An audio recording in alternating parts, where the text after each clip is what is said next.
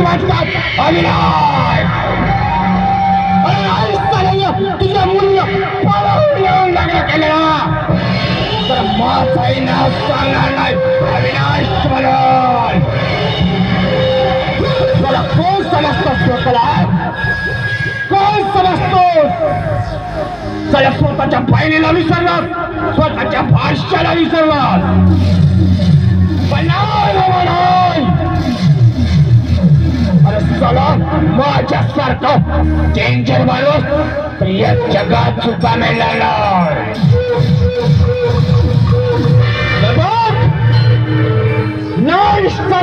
तुझ्या मुलीच्या खानदारीची बर्बादी केली ना तर नाव सांगणार अविनाश म्हणून